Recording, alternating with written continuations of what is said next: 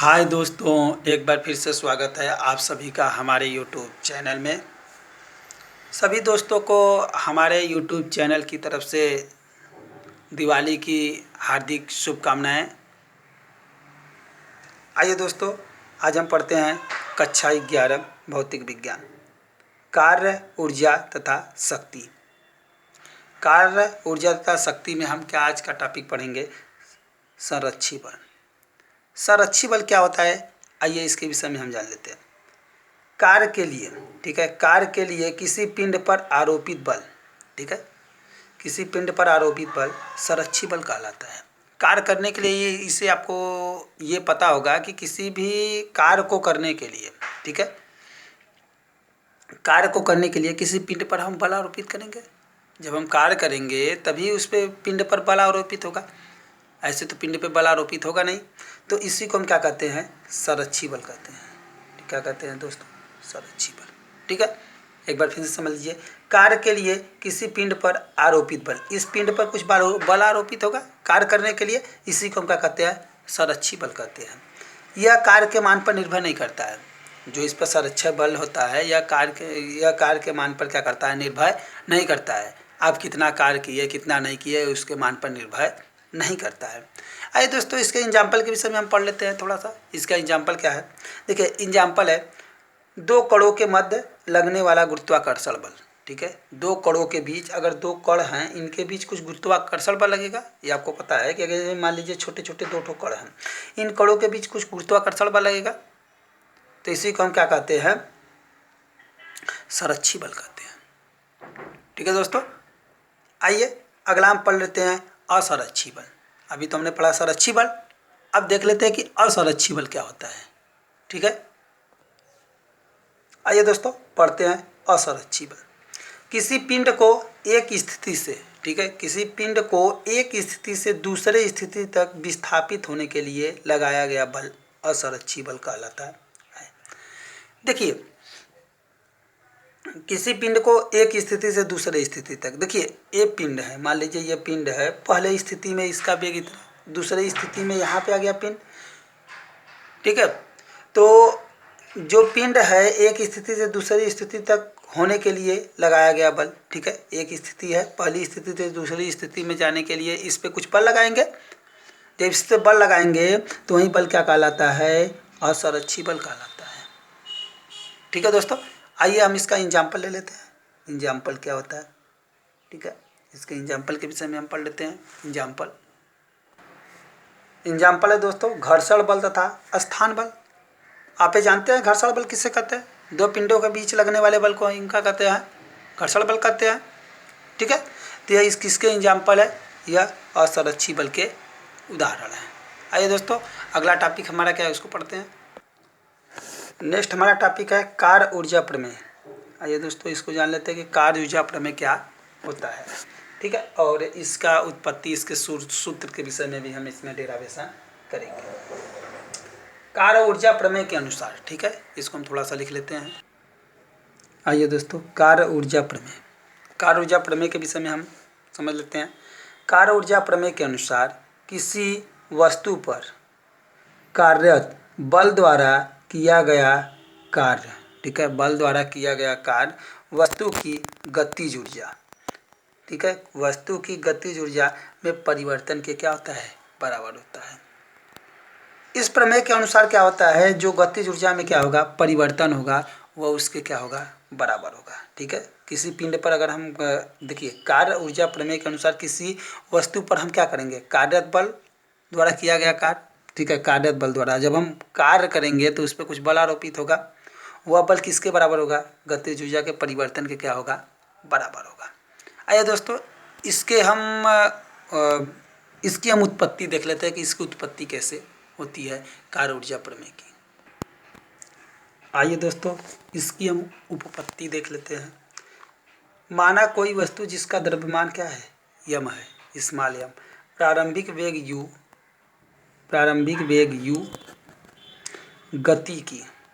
गति की दिशा में आरोपित बल F के अंतर्गत समय अंतराल t, इसका वेग क्या? कुछ समय के बाद जो इसका वेग होता है समय इसका वेग क्या हो जाता है, भी हो जाता है। कुछ समय के बाद इसका वेग क्या हो जाता है, भी हो जाता है, तथा विस्थापन क्या हो जाता है, यस है तो। ठीक है दोस्तों, अगर हम ले ले कोई माना कोई पिंड है यम द्रव्यमान का है, जो उसकी प्रारंभिक वेग क्या है, u है, और कुछ इस पे जो बल आरोपित हो रहा है वह क्या लग रहा है, F बल लग रहा है, और कुछ समय के बाद यह पिंड क्या है, कुछ समय के बाद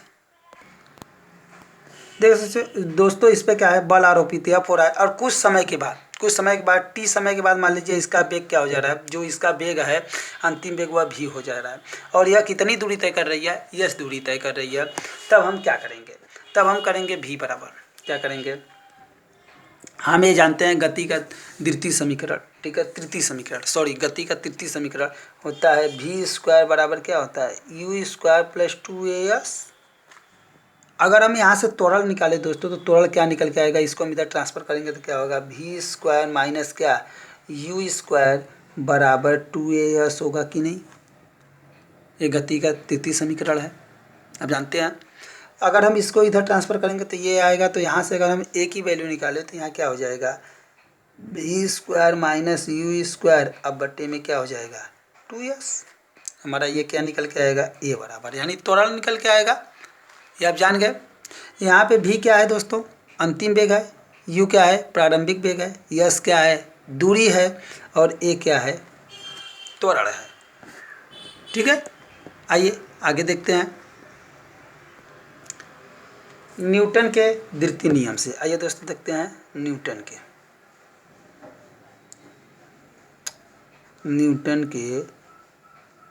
द्वितीय नियम से।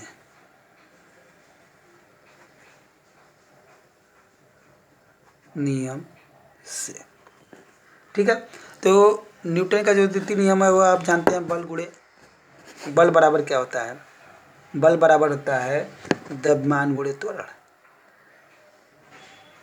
द्रव्यमान गुणे त्वरण। ठीक है, यानी F बराबर क्या होता है, m इंटू ए।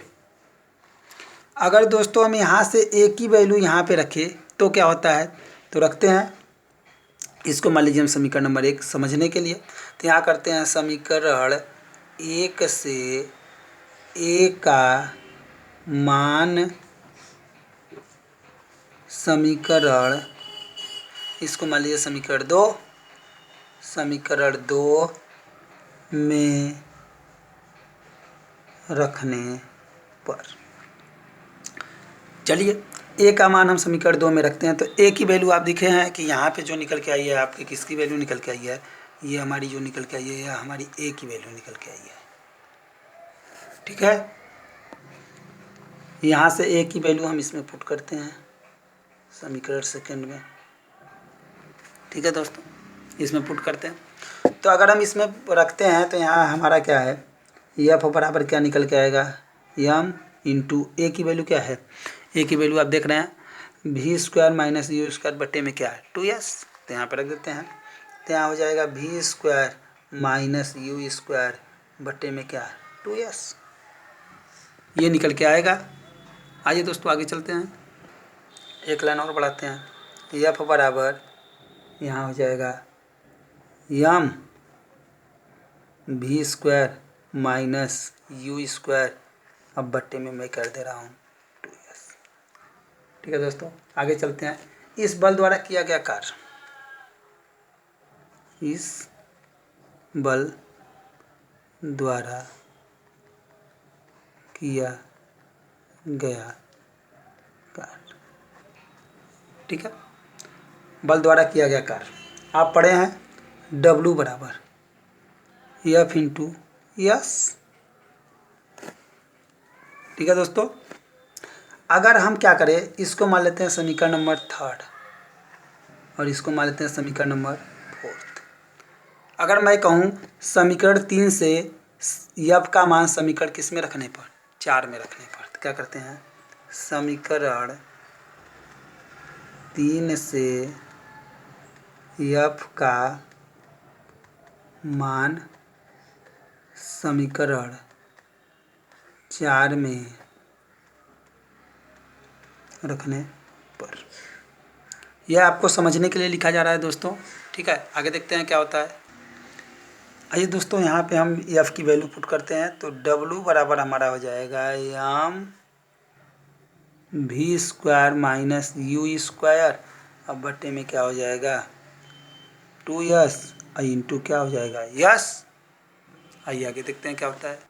आइए दोस्तों आगे देखते हैं, यहाँ से हम यस को यस से क्या कर देते हैं कैंसिल कर देते हैं, तो यहाँ हमारा क्या निकल के आएगा डब्लू बराबर निकल के आएगा एम वी स्क्वायर माइनस क्या यू स्क्वायर बट्टे में क्या हो जाएगा 2 हो जाएगा। अब देखिए दोस्तों, अगर मैं इसे अलग अलग करूँ तो डब्लू बराबर हमारा क्या निकल के आएगा, अगर मैं ऐसे कर दूँ हाफ यहाँ पे कर दूँ M V square minus M U square, मैंने एम की क्या कर दिया अंदर मल्टीप्लाई कर दिया हमने, ठीक है, ऐसा हमने किया।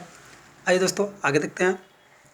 अब हम क्या करें, हाफ को दोनों के साथ लगा दें, अगर मैं हाफ का मल्टीप्लाई इसके साथ भी कर दूँ इसके साथ भी कर दूँ तो क्या होगा, आइए देखते हैं।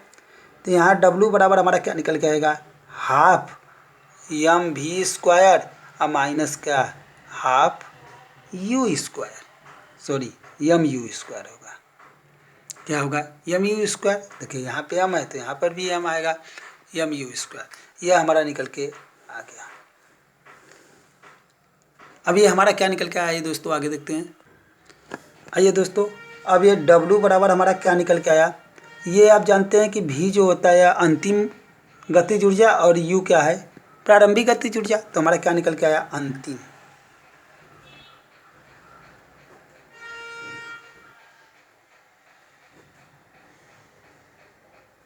ऊर्जा अंतिम गतिज ऊर्जा माइनस क्या निकल के आया प्रारंभिक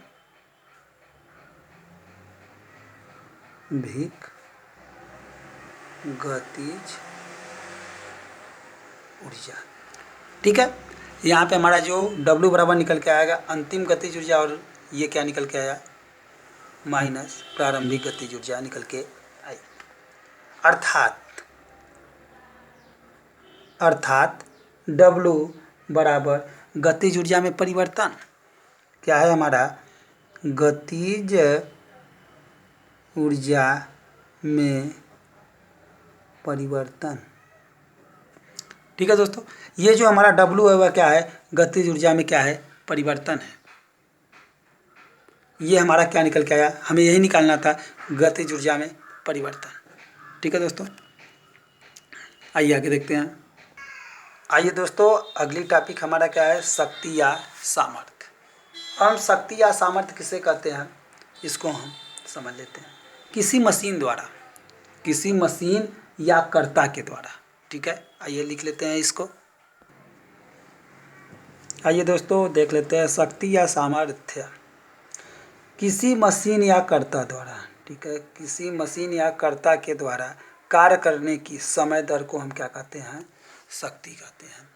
या तो किसी कर्ता के द्वारा या तो किसी मशीन के द्वारा जो कार्य किया जाएगा उस समय दर को, कार्य करने के लिए समय दर की आवश्यकता होती है, इस होते हम क्या कहेंगे शक्ति कहते हैं। आइए दोस्तों इसका मात्रक पहले हम लिख लेते हैं, इसे किससे प्रदर्शित करते हैं, ठीक है, इसे P द्वारा, ठीक है, इसे P द्वारा क्या किया जाता है प्रदर्शित किया जाता है,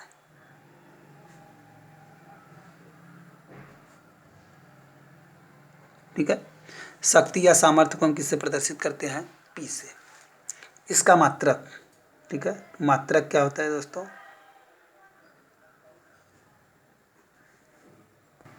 मात्रक होता है जूल प्रति सेकंड या वाट, ठीक है दोस्तों, या जूल प्रति सेकंड होता है या तो वाट होता है। तो शक्ति बराबर क्या होती है, शक्ति बराबर होता है दोस्तों कार्य बटे में समय। अब आगे एक लाइन और बढ़ाते हैं, तो यहाँ शक्ति को हम P से प्रदर्शित करते हैं, तो P बराबर क्या हो जाएगा W बटे में T, ये हमारा निकल के आएगा। P क्या है शक्ति है, W क्या है कार्य है और T क्या है समय है। तो आप यहाँ लिख सकते हैं जहाँ जहाँ P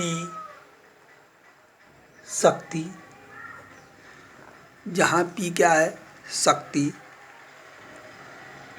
W वस्तु पर किया गया कार्य, ठीक है, वस्तु या मशीन पर किया गया कार्य, ठीक है, कार्य, और T क्या है, समय है। T हमारा क्या है दोस्तों, समय है, ठीक है। आइए आगे देख लेते हैं। आगे हम पढ़ेंगे दोस्तों इसकी बीमा, बीमा क्या होती है। तो बीमा हम निकालने के लिए क्या आप जानते हैं, P बराबर W बटे में क्या होता है, T। तो दोस्तों कार्य की बीमा क्या होती है, कार्य की बीमा जो होती है वह होती है याम यल T के पावर -2, ठीक है, ये हमारी कार्य की बीमा होती है। तो ये कार्य की बीमा इतनी निकल के आई, ठीक है, बटे में समय की बीमा क्या होती है, T, ठीक है दोस्तों। तो इसको हम ऐसे कर देते हैं। अब इससे हमें यदि ऊपर लेके जाएंगे तो यहाँ क्या निकल के आएगा, यहाँ निकल के आएगा याम यल T के पावर -2, और ये ऊपर जाएगा तो T के पावर क्या हो जाएगा, -1 हो जाएगा। एक लाइन और बढ़ाते हैं तो यहाँ P बराबर निकल के आएगा, देखिए यहाँ माइनस है, यहाँ भी ये दोनों जुड़ जाएंगे तो यहाँ हो जाएगा याम यल T के पावर -3, T के पावर क्या हो जाएगा, -3। यह हमारी किसकी बीमा निकल के आएगी, शक्ति की बीमा निकल के आ गई, ठीक है दोस्तों। आइए आगे देखते हैं। नेक्स्ट हमारा टॉपिक है दोस्तों पिंडों का संघट्ट, ठीक है। ये पिंडों का संघट्ट क्या होता है इसके विषय में हम जान लेते हैं। ये कितने प्रकार के होते हैं ये भी हम जानेंगे, ठीक है। तो आइए हम पहले देख लेते हैं कि पिंडों का संघट्ट क्या होता है, ठीक है। लिख लेते हैं हम थियरी। आइए दोस्तों हम पढ़ लेते हैं पिंडों का संघट्ट क्या होता है। वह परिघटना जिनमें दो अथवा अधिक पिंडों के पास आकर टकराने पर, ठीक है, दो अथवा अधिक पिंडों को पास आकर टकराने पर उनमें वेग परिवर्तन हो जाता है, क्या कहलाता है, संघट्ट कहलाता है, ठीक है दोस्तों। क्या कहलाता है, संघट्ट कहलाता है। देखिए अभी इसमें बात क्या कहा गई है कि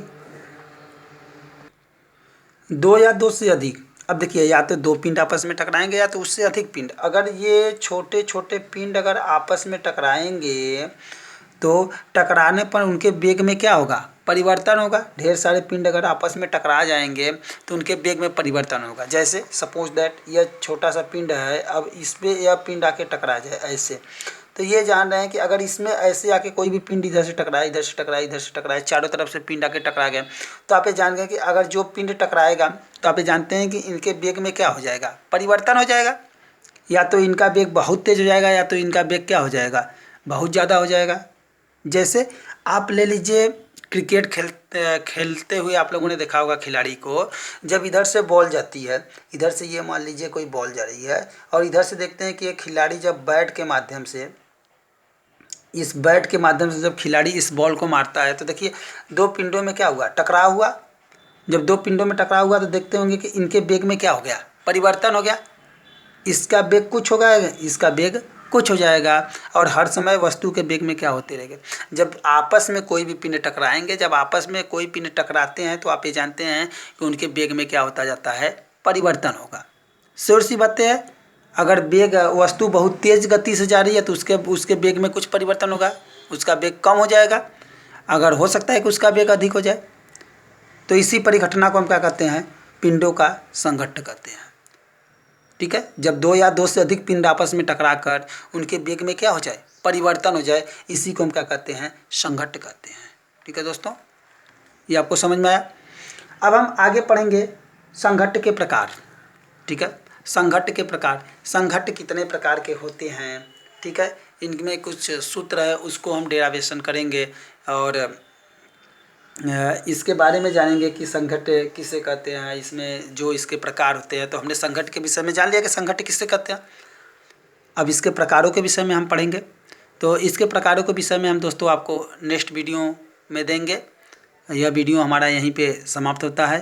अगर यह वीडियो आपको पसंद आई हो दोस्तों तो ज़्यादा से ज़्यादा शेयर करिए, लाइक करिए, और अगर हमारे चैनल पे आप नए आए तो सब्सक्राइब करिए हमारे चैनल को। जय हिंद, जय भारत दोस्तों।